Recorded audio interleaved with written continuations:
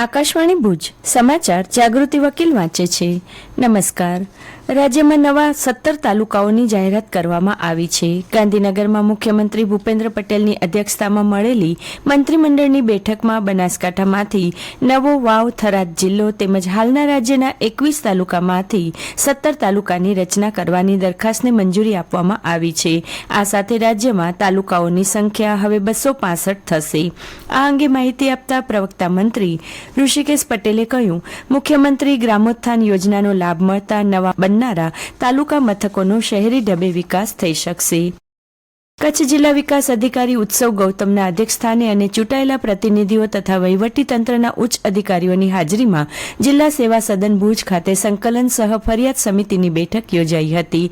કચ્છ જિલ્લાના પ્રજાહિતના પ્રશ્નો જે પ્રતિનિધિઓ દ્વારા રજૂ કરવામાં આવ્યા છે તેનો તાત્કાલિક ઉકેલ આવે તે દિશામાં કામગીરી કરવા માટે જિલ્લા વિકાસ અધિકારીએ સંબંધિત વિભાગના અધિકારીઓને સૂચના સાથે માર્ગદર્શન આપ્યું હતું. સાંસદ વિનોદ ચાવડાએ રાપર તાલુકામાં આરોગ્ય કેન્દ્રમાં સુવિધા તથા સેવા દુરસ્ત કરવા સહિતના મુદ્દે રજૂઆત કરવા સાથે કચ્છમાં વરસાદ બાદ બિસ્માર રોડ રસ્તાના રિપેરિંગ કામો ત્વરિત રીતે પૂર્ણ કરવા ચોક્કસ આયોજન ઘડવા મૌખિક રજૂઆત કરી હતી.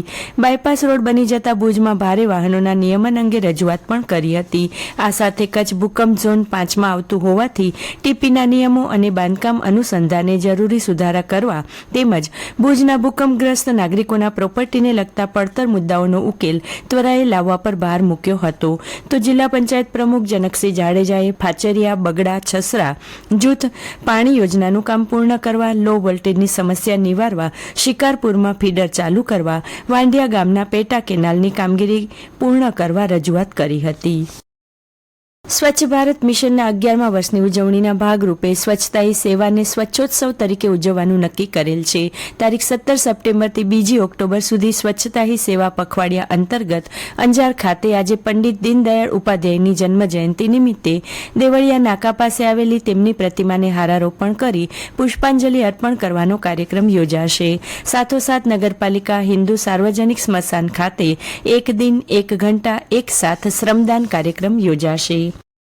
ગોધરા ખાતે પ્રોગ્રામ ઓફિસર દશરથ પંડ્યાના નેજા હેઠળ પોષણ ઉત્સવ કાર્યક્રમ અંતર્ગત પૌષ્ટિક વાનગી સ્પર્ધા યોજવામાં આવી હતી, જેમાં વાનગી નિદર્શન બાદ વિજેતાઓને ઇનામો આપી સન્માનિત કરવામાં આવ્યા હતા. આ કાર્યક્રમમાં લાભાર્થીઓને મિલેટ તથા THRનો રોજિંદા જીવનમાં ભરપૂર ઉપયોગ કરવાની વિસ્તૃત સમજણ આપવામાં આવી હતી. સરપંચ, ઉપસરપંચ, સ્થાનિક ડોક્ટર અને બહેનો, સ્થાનિક આગેવાનો હાજર રહ્યા હતા.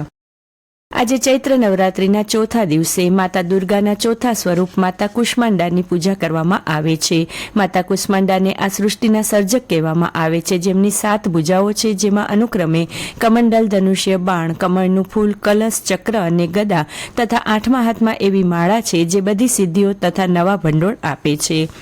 આસો નવરાત્રીમાં સમગ્ર રાજ્ય સાથે કચ્છ જિલ્લામાં તમામ શહેર ગ્રામ્ય સ્તરે ખેલૈયાઓ મોડી રાત સુધી મન મૂકીને ગરબા રમી રહ્યા છે. તો દેશદેવીમાં આશાપુરાના માતાના મઢ ખાતે ભાવિકો, પદયાત્રિકોનો પ્રવાસ સતત ચાલુ રહેલો જોવા મળી રહ્યો છે. ક્રિકેટ એશિયા કપની સુપર 4 મેચમાં ભારતે બાંગ્લાદેશને 41 રને હરાવી ફાઇનલમાં પ્રવેશ કર્યો છે. બાંગ્લાદેશની ટીમે ટોસ જીતી ભારતીય ટીમને દાવ લેવા ઉતારી હતી. ભારતે નિર્ધારિત 20 ઓવરમાં 6 વિકેટ ગુમાવી 168 રન કર્યા હતા. અભિષેક શર્માએ સૌથી વધુ 75 રન કર્યા હતા. જવાબમાં બાંગ્લાદેશની ટીમ 127 રન કરી શકી હતી. કુલદીપ શર્માએ 3 વિકેટ ઝડપી હતી. સ્વચ્છતા હી સેવા 2025 અંતર્ગત કચ્છભરમાં ઠેર ઠેર સ્વચ્છતા કાર્યક્રમો અને જનજાગૃતિની પ્રવૃત્તિઓ કરવામાં આવી રહી છે. કચ્છની નગરપાલિકા દ્વારા માંડવી, અંજાર, નખત્રાણા, ભુજ સહિતના શહેરોમાં સામાન્ય સફાઈની કામગીરી અંતર્ગત ગ્રામ પંચાયતો, સરકારી વિભાગો, વાણિજ્ય વિસ્તાર, રહેણાંક વિસ્તાર અને સ્લમ વિસ્તારોની સફાઈ, આરોગ્ય કેન્દ્ર, આંગણવાડી કેન્દ્ર, બાગ બગીચા, ફૂટપાથ, રસ્તાની સફાઈ સહિતની કામગીરી હાથ ધરાઈ છે. તો જિલ્લાના તમામ તાલુકાના ગામોમાં સફાઈ અભિયાન અંતર્ગત કામગીરી કરાઈ રહી છે. ઉપરાંત માતાના મઢ પદયાત્રાના કેમ્પમાં રસ્તાઓમાં સફાઈ ઝુંબેશનું આયોજન કરવામાં આવ્યું હતું. આ કામગીરીમાં ગામના સરપંચ, ઉપસરપંચ, તલાટી, આંગણવાડી બહેનો અને સ્વચ્છ ભારત મિશનના કર્મચારી તથા ગ્રામજનો જોડાયા હતા.